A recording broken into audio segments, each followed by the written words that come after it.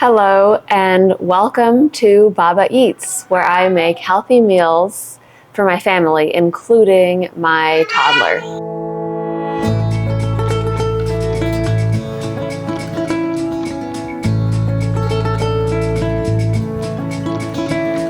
Lately, I've really been enjoying making my own homemade bread, and I've typically been making a whole wheat bread or a rye bread, and we use that for toast or for egg sandwiches, and everybody in the family has been loving it. My husband put in a request for something different. He asked me to make a challah bread, and I have not made challah before, but I thought I would give it a try, and I was able to get his family recipe that his grandmother used to make. So that's what I'll be trying for the first time today, and we'll see how it goes. So the recipe says to mix 2 packets of yeast with some warm water. So I have some water that I have just warmed on the stove here, and I'm going to be putting that into my bowl. And I want to make sure that it's not too hot because I don't want to kill the yeast. It's pretty warm, so I'm going to let that sit for just a second, and I'm going to go on to the next step. The next step is to scald some milk on the stove, and it says, I believe, 2 cups of milk. Let me double check the recipe here. So I'm gonna I don't have any milk, so I'm gonna be using heavy whipping cream. And yes, this is 1 cup here, and then I'm going to add in 1 cup of water. I'm going to let this milk warm up. Turn up the heat on that just a little bit. And my warm water over here is not too hot anymore, so I can go ahead and add the yeast to that water. And the recipe called for 2 packets of yeast. I'm just going to use 2 tablespoons. And mix that in.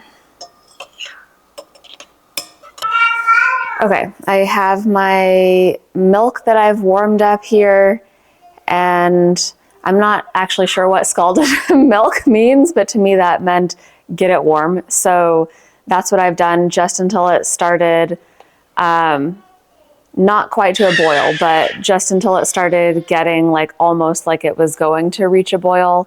Then I turned it off. And I think that the point of heating the milk was so that the sugar will dissolve into the milk easier. So the recipe called for 3 tablespoons of sugar.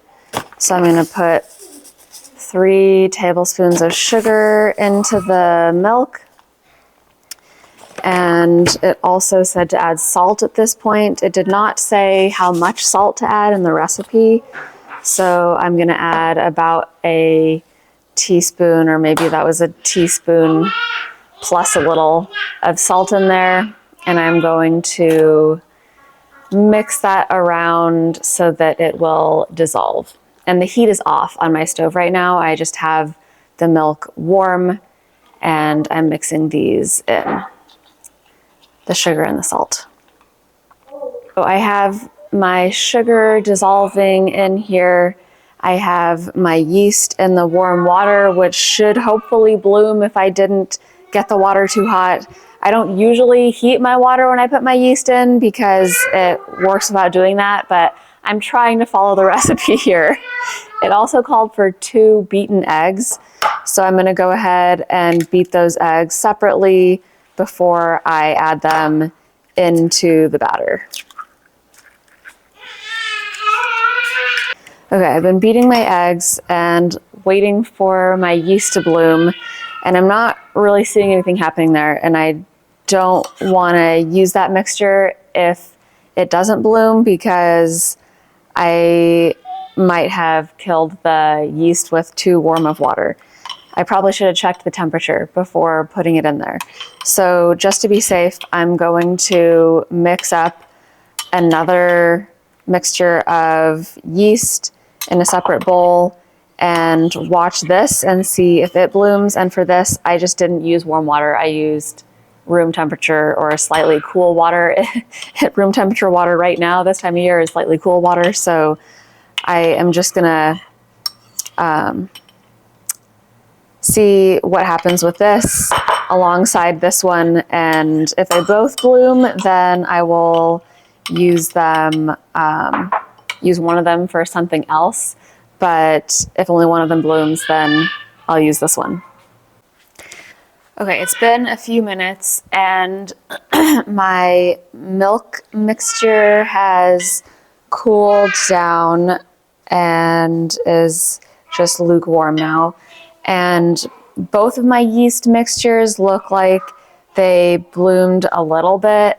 I'm still worried about this having been too hot, so I'm just gonna set this one aside and use it for something else. And then I'm going to use my mixture that I did not use warm water with, just because I feel safer that it's gonna work if I use that mixture. So I'm gonna use this yeast mixture. The next step is to mix in this cooled milk, and I had used the heavy whipping cream, which kind of makes up for some of the butter, but I ended up adding in a tablespoon or so of avocado oil because that's the tasteless oil that I had on hand, and I'm gonna mix that in with this yeast mixture.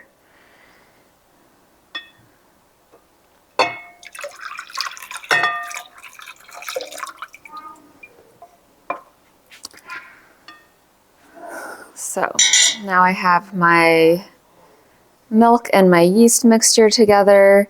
The next step is to mix in the beaten eggs. So I will mix in the eggs to this mixture.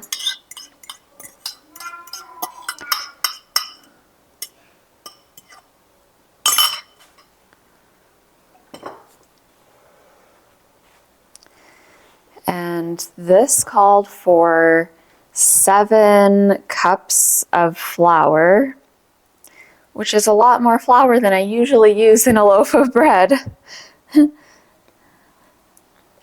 And it wants me to add the flour gradually. So I'm using all-purpose flour here. I'm gonna start with 3 cups in there.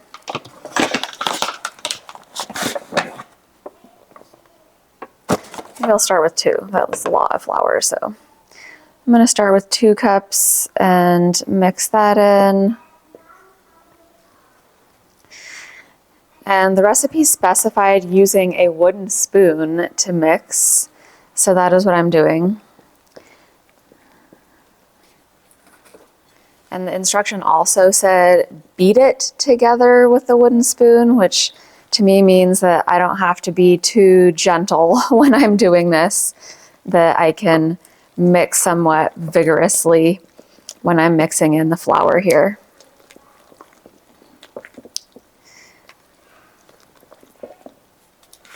So now I'm going to gradually add in the rest of that flour. Here's cup number 3 and 4.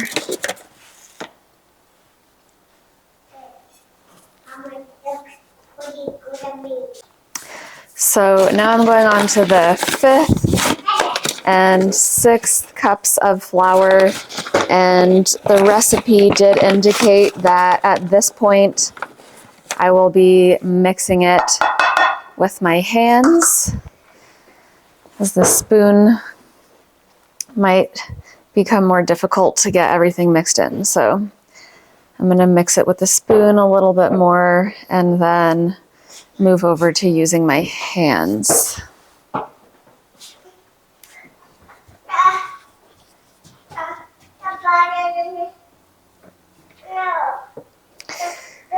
And she would have been making this in New York, so I assume the humidity would be a lot different than here, so maybe I need to add a little more liquid or less flour. Maybe I'll be using a little less flour. Already at this point it seems like a lot of flour.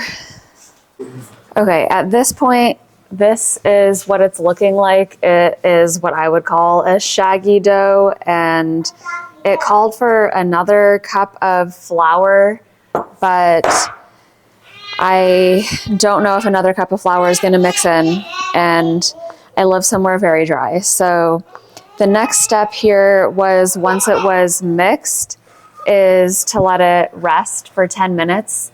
So I'm going to go ahead and set my timer for 10 minutes and let this rest. Then I'll knead it for 10 minutes, and then it'll rest again for an hour. So I'll be back. Okay, so it's been the 10 minutes and it feels pretty good, but it said that it was going to be smooth and elastic. It's got that suppleness, elasticity to it, but it's not very smooth. So I think I'm going to try adding just a little bit of water like dripped onto it and do a few more minutes of kneading to try and get it to be a little bit more smooth looking. Been mixing the water in, it's feeling a little bit more wet. It's still not as smooth as I would expect it compared to the type of bread that I'm usually making is a little bit more smooth when I would call it smooth, and this is still feeling a little bit crumbly, but it's difficult to add water in at this point and been kneading it for a while. So I think it's time to let it go and see what it does. And it may just end up being more dense than maybe it would typically be if she had made it. So the next step, now that I'm done kneading it, but I just can't quit. It just feels like it needs more, but it's difficult to do more water at this point. So this is what it looks like at this point. Somewhat smooth, but still not totally smooth. And the next step is to put it in a greased bowl. I'm going to use some avocado oil. This is my glass jar that I love to use to refill, and I just put an avocado label on it. So I'm going to put some of this in here, and said to get the bread all greasy, so I'm going to rub that all around, and then I'm going to cover it with a towel. And because it's so dry, I dampened this towel that I'm going to use to lay over it. Now this is going to sit and rest for 1 hour, and then I'll be back to show you what it looks like. All right, I am back. It's been resting for about an hour. Let's take a look. Ooh, it definitely rose. I would say that it has doubled in size. It looks much bigger. Now it's time to braid it. So I'm going to dump it out, and I think I'm gonna cut it into 3 sections. Maybe I'll do 4. That seems just easier to know how to divide it. I think you can use 3, 4, 5 strands when you make the strands to braid it, but I think 4 is going to be the easiest way to divide it equally. So I'm going to try to do 4 here. So I'm going to make my 4 strands with this here, And the instructions that I have didn't say how to do this, and I did not look it up. So I don't know if I'm supposed to stretch it or roll it, but I'm gonna try stretching it and squeezing it and get it to be long enough to be able to do a braid. So I'll do this with all 4 and then braid them together. Alrighty, I've stretched out my 4 pieces into approximately equal lengths. Now I'm gonna stick them together on one end, and I'm gonna try to do some kind of braid. Let's see. I don't know exactly how.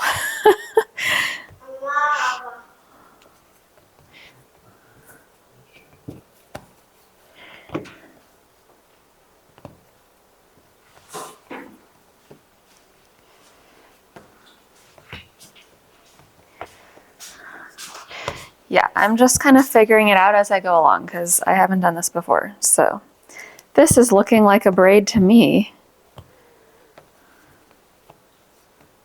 I think it is. It's braiding. It's doing it.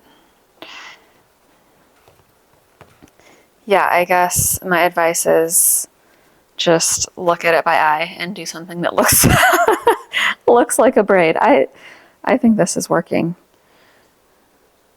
It's looking like a braid to me. All right, now I'm at the end over here, and I'm gonna pinch the pieces together and turn them over. Alrighty, and here is what it looks like. Ooh, it looks pretty good. I like it. Looks pretty. Okay, so now I'm supposed to let this sit for another hour and let it rise again. And in about half an hour, I'm going to start preheating my oven so that my oven will be hot when I go to put it in the oven. And I think I'm just going to put it on a cookie sheet to bake it. I'm not sure how she used to bake it, but that is my plan. So I will be back to show you what it looks like after it's risen again before I put it in the oven. Alrighty, welcome back. The bread has been rising for over an hour now, and my oven has been preheating for the last half hour or so, and this is what it looks like now. I probably could have let it rise on the cookie sheet, but I'm going to transfer it now. It looks like it has gotten bigger. Here it is. Oh wow, it looks so pretty. I'm so excited. Okay, so now it's ready to go in the oven. I preheated the oven to 375. The recipe said 400, but my oven runs hot. So I'm gonna do 375 for 40 minutes, and then I will show you what it looks like. All right, I took the challah out of the oven. I ended up cooking it for about 5 minutes less than it said because it was getting too dark on top. And the instructions said to let it cool and put a slightly damp rag on top to keep it from getting crunchy. And that's a style sort of thing, so I think that's not a requirement, but for this particular recipe, it said to keep it a little bit wet while it's cooling. So I'll take off the rag here and show you what it looks like. Looks pretty good. A little bit dark on the top there, but I think that it came out well. I'm afraid to pick it up and break it in half. Ooh. Yeah, here's the back side, the front side. It looks delicious. I am looking forward to cutting into it, but it still is a little bit warm I'll leave this on here for a minute. All right, here's my challah. It's cooled off, a little overcooked, but it looks beautiful despite being a little bit dark. Now comes the real test. When I take a bite of it, it did get a little bit crispy on the outside, even though the wet towel trick was employed, but it feels nice and soft. It's still very warm.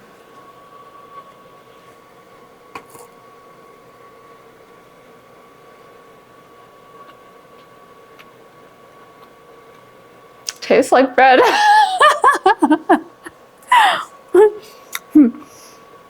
I will say,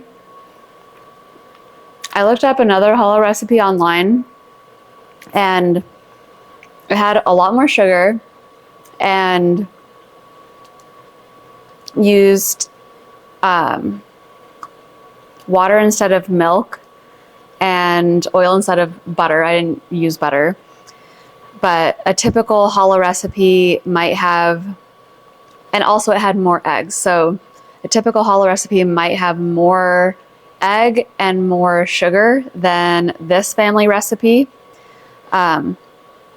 But this seems really pretty legit. I mean, not every recipe is gonna be the same. So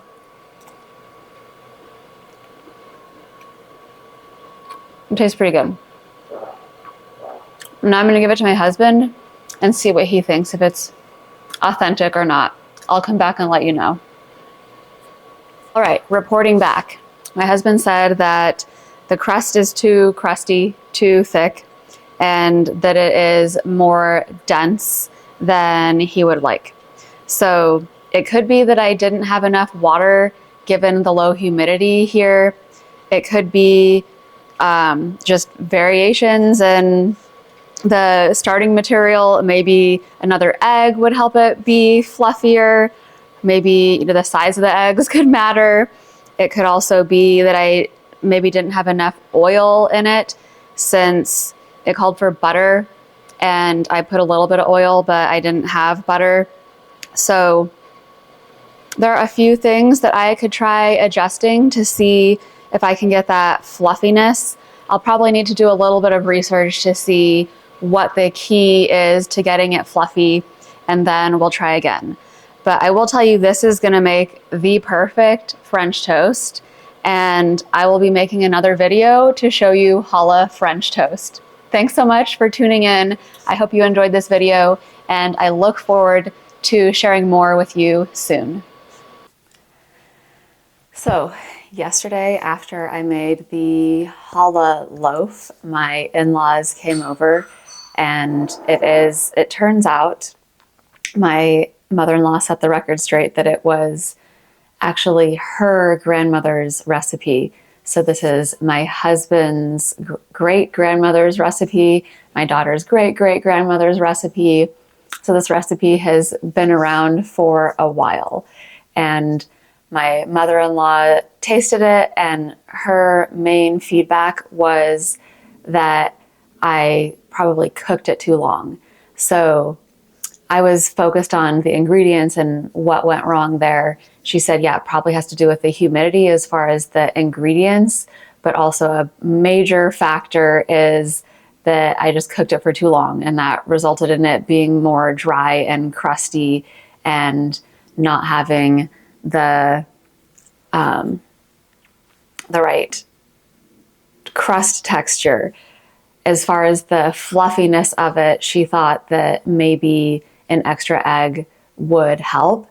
And she also said that the recipe wasn't historically or traditionally written down. It was more of her grandmother just went by feel, and she just had it in her memory. And that is a lot like the way that I cook. And so if I were to write down a recipe and have somebody try to repeat it, it would be very difficult. So I think that having the suggestions of more liquid with an egg with a little extra water and less cook time might solve the problem. So I might give this another try in the future and trying those little adjustments and see how it goes. But I was glad to get some feedback on how the bread was and get those suggestions and share them with you in case you'd like to try this at home. Thanks so much for watching, and I look forward to coming back and sharing more with you soon.